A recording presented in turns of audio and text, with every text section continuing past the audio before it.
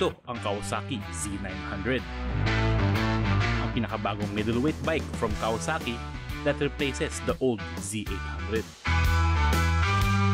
With its displacement, it's a perfect marriage of entry-level bikes at saka yung mga liter bikes.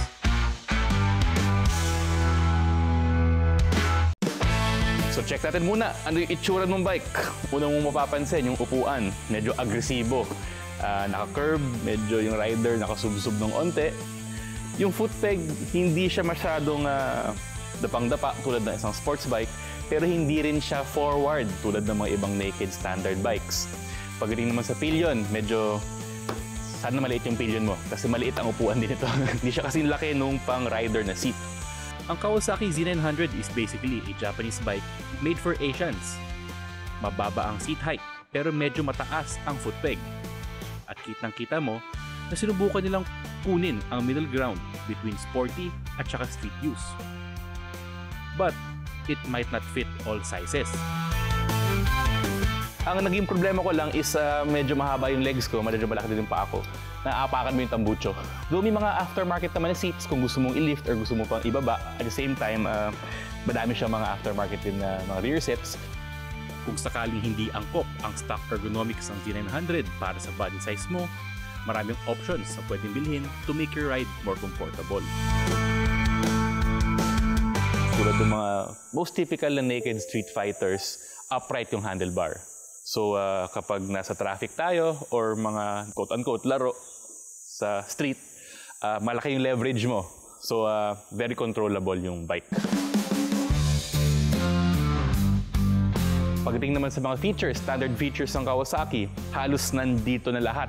ABS, harap at saka likod, at meron din siyang traction control. So napakalakas man nung power nung makina na ito, sasaluhin din ng ABS at traction control.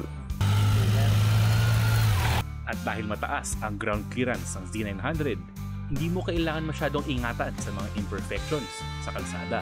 So itong Z900, gumagamit siya ng typical Japanese na inline 4 engine. Madalas sa mga ganitong klaseng makina, sinasabi nila medyo mahina ang kanyang low RPM torque. Pero syempre, meron siyang dulo.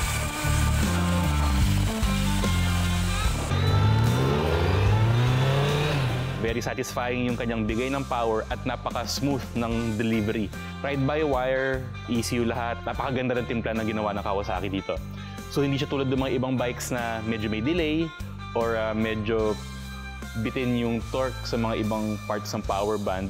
Ito talaga pagbuka mo ng power, talagang very willing siya ibigay ng lahat ng kanyang power. Liquid-cooled ang Z900.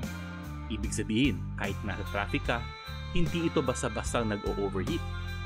Maganda rin ang pwesto ng radiator, fans at ng cowling. Kaya hindi mo ramdam ang init ng makina. Maganda ang ginawa ng Kawasaki sa pag-blend ng engine performance, handling, at real-world usability. Being a naked bike na ginagamit for street use, sakto ang comfort. Pero pagdating sa expressway at sa mga tracks, competitive pa rin ito. Ngayon, pagdating sa suspension, very standard yung suspension niya, non-adjustable yung harap at adjustable preload lang yung likod. Sa brakes naman, very typical, twin caliper sa harap, then single sa likod. Though may nilabas silang Z900 SE na mas mahal lang onte na in-equip nila ng all-in suspension at Brembo na calipers. Pero kahit hindi ito yung SE version na gumagamit ng mga Nissin na calipers, ang lakas ng brakes niya actually.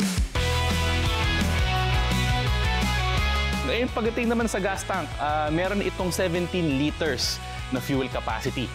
At yung bike, kiniklaim ng Kawasaki na umaabot from 15 to 19 kilometers per liter ang makukuha mo.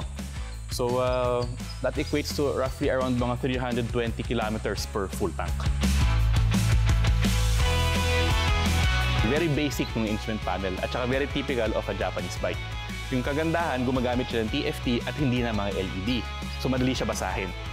At the same time, ang dami niyang pinapakita ng mga iba't ibang mga information, pero very well organized at madali makita yung mga kailangan mong information sa mabilis na sulyap.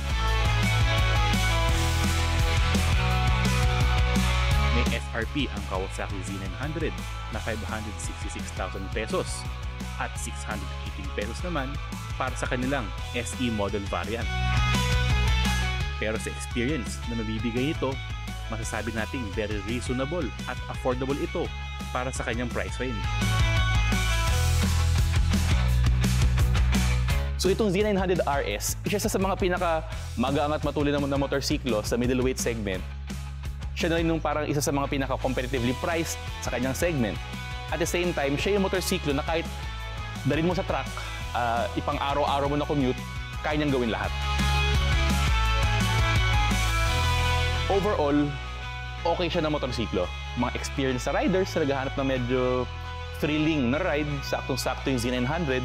Pero at the same time, kung naghahanap ka ng isang motorsiklo na halos kayang gawin lahat maliban sa pag-offroad, napakagandang choice nitong Z900. So yung bike na to, sobrang surprisingly versatile. Usually kasi pag ang mga motorsiklong gantong kalaki, mahirap gamitin sa traffic, sa init, di ba? Medyo hindi na siya komportable basically. Pero itong Z900, no, kahit 900cc siya, napakatulin nitong motorsiklo. So hindi lang siya very powerful na motorsiklo, kahit pang daily mo okay lang since liquid cooled din siya, hindi nag-overheat sa traffic. Tapos since naked bike siya, kahit mainit, may hangin pa rin na nararamdaman yung katawan mo. Ang ganda ng handling, yung preno sobrang spot on, magaang siya sa traffic. Galing Kawasaki.